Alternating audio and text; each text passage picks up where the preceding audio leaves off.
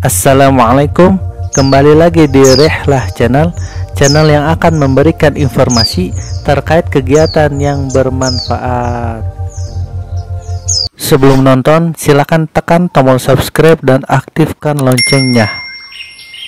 Mari kita lanjutkan 25 aturan emas dalam bersepeda.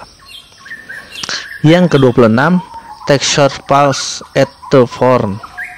Yang ke-27, cuci sepeda, terutama setelah bersepeda yang basah atau berlumpur. Basahi sepeda atau siram dengan ember yang berisi air sabun. Gosok lalu bilas, setelahnya keringkan dengan kain. Jangan lupa minyaki lagi rantai. Yang ke-28, berbicara tentang rantai. Rantai yang terawat dan dilumasi setidaknya bertahan sampai 450 km atau lebih, tetapi periksa setiap 500 km. Caranya, ambil penggaris dan letakkan angka 0 pada rivet mata rantai. Jika pada angka 12 inci atau 30,5 cm terletak pada rivet yang lain, maka rantai pada kondisi bagus. Jika posisi rivet lebih jauh, ganti rantai. Yang ke-29, respek pada rem depan. Menggunakan 60% rem depan akan membuat perhentian sepeda yang mulus dan terkendali. Tetapi pada turunan yang curam atau darurat, gunakan lebih kuat lagi rem depan. Yang ke-30, jangan berpisah dari grup. Baik saat melakukan perjalanan amal 500 mil atau perlombaan Paris-Nice, lebih aman berkelompok. Teman bisa membantu ketika kita lelah, membagi makanan, atau membantu memperbaiki sepeda. Sudah sering kali terjadi seseorang yang memimpin grup yang sangat kuat dan memacu sepeda sendiri jauh di depan kelompoknya. Apa yang terjadi kalau dia kecelakaan atau ban kempes? Dia sendirian. Tetap pada grup selama mungkin. Yang ke-31, lapisan kain. Kain atau lapisan yang mudah dilepas akan membantu menjaga suhu kita.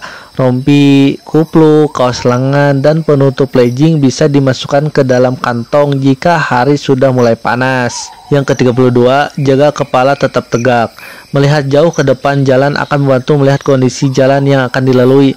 Perhatikan jalur terbaik ketika menikung atau kenali orang yang berpapasan. Yang ke-33, bawa pompa mini dan ban dalam cadangan dan multitool dengan pembuka rantai. 34, dengarkan sepedamu. Bunyi klik atau pop yang mengganggu tidak sembuh sendiri, kata Selvin Jones, Direktur Pendidikan Park Tool. Perhatikan suara yang muncul ketika bersepeda dan kamu akan tahu kapan waktunya untuk TLC. Suara berderi ketika melewati gundukan, kemungkinan tempat botol minum atau quick release skewer yang longgar. Solusi, kencangkan. Suara tek-tek yang bergetar ketika mengerem atau melewati gundukan, kemungkinan headset yang longgar. Solusi, atur headset lagi supaya kencang. Suara berdecit ketika memilih pedal, kemungkinan rantai kering. Solusi, tambahkan gemuk pada rantai. Suara pop diikuti dengan rantai yang slip, kemungkinan chain link yang kaku atau terkunci, keset atau chain yang sudah usang. Solusi, cari dan lepaskan rantai yang terkunci atau ganti rantai, chain ring, dan keset. Suara menggerus ketika mengerem, kemungkinan kotoran pada pad rem. Solusi, bersihkan pad rem dari kotoran. Suara klik, berderit, dan mendecit, kemungkinan bisa jadi banyak masalah dari stem longgar sampai bearing button bracket yang rusak. Solusi, bawa ke bengkel. Ke-35, buat rencana. Perkembangan tidak datang dengan sendirinya. Jika kita mau meningkatkan kemampuan bersepeda, haruslah merancang strategi yang bertingkat untuk mencapainya. Lebih baik pakai pelatih untuk menuntun rencana.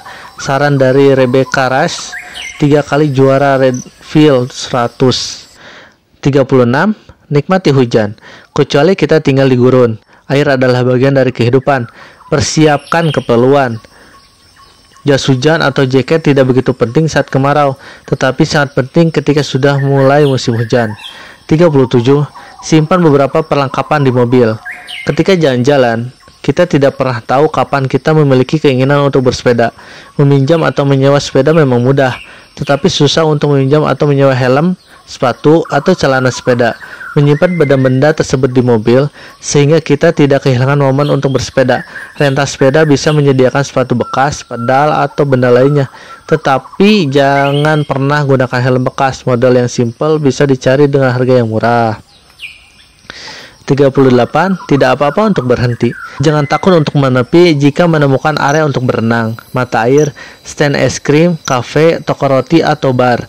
Beberapa pengalaman terbaik bersepeda karena adanya tempat-tempat unik tersebut. 39. Jaga perspektif. Seperti kebanyakan pesepeda pro muda, Ted King belajar bagaimana menyeimbangkan antara latihan dan keluarga, terutama ketika latihan yang panjang di tempat jauh. Ini yang dia pelajari selama itu. Ketika berlatih, pasang target setiap bersepeda, bahkan jika targetnya adalah untuk pemulihan. Ketika berlomba, bersepeda cerdas, tidak memotong tikungan, dan mengingat bahwa lomba crit lokal bukanlah kejuaraan dunia.